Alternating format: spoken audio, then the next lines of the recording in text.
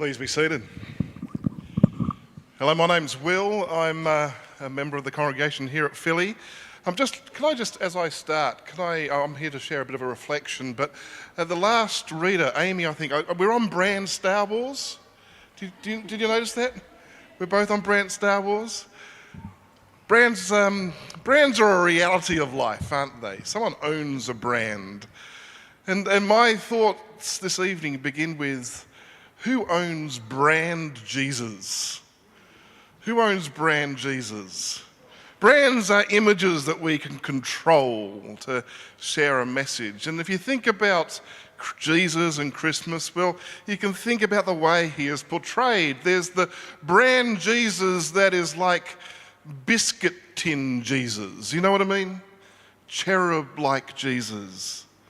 Jesus with the big eyes and the eyelashes, who lies there in a manger, no crying he makes. that brand Jesus. And there's other ways in which we try and claim an ownership of brand Jesus. We recruit Jesus to our cause. And so for some, they look upon Jesus and they want to own that. Jesus is someone like me. Someone maybe who's a victim or oppressed or in difficulty in the same way that I am. Others this week, and I'm being very careful here, have tried to attach a Union flag to Jesus and make that the brand. Now, I'm not here to judge any of that, except to say that in the end, none of these are the real Jesus.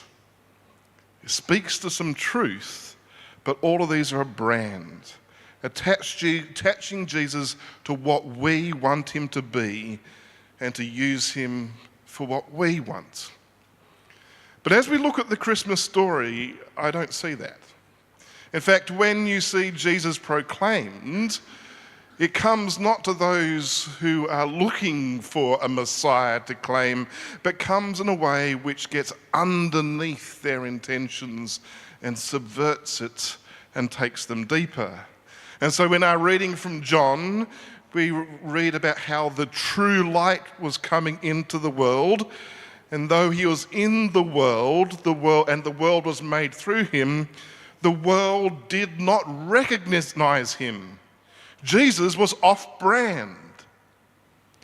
And the shepherds who are watching their flocks by night, they are not expecting the brand jingle of the choir of angels. No, I wonder what Jesus' jingle would be, but the angels made it glory to God in the highest and peace to God's people upon whom God is watching. And they weren't looking for it. And the announcement that was made to them was in some ways an announcement they weren't expecting of something so deeply profound that they didn't know what they needed. Glory to God in the highest, and on earth peace to those whom God is looking at. Jesus is wild. He is off-brand, and he is free from being controlled by what we want. And that is a good thing. We're coming up to Christmas, of course, and the other day I was involved in one of these Secret Santa things. You know, anyone done Elfster? No? Yeah. And you do that, and not only do you put yourself in for the secret, you have to list what you want. Right? And sometimes it's good on Christmas Day or at the Secret Santa party where you open the present, you go, yes, that's exactly what I put on my list. And that's a good thing. Makes you feel good. But you know what's even more profound?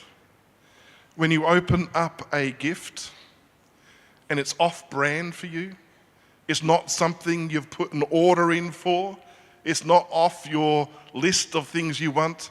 Someone has looked at you and has known you and has found something that speaks to bless you in a way that you weren't expecting and didn't claim. Does anyone recognize what that feels like? Jesus is that to us. Not on our shopping list of brands that we want. He is God's offering to us that is deeper than what we thought we wanted. In many ways, we look around and we are tired of trying to list the things we need. We can list all the things that are wrong with the world. We can list all the things that we're battling with and struggling with. And we can come up with, if only this happened, everything would be fine. But I think people are looking for deeper things than the solutions we can come up with. We are looking for the off-brand Jesus who God offers to us and says, this is what you really need. A gift that is older, with more ancient roots, that is deeper and wiser, with deeper joy than we realize we could ever know, and a deeper story in which we want to enter.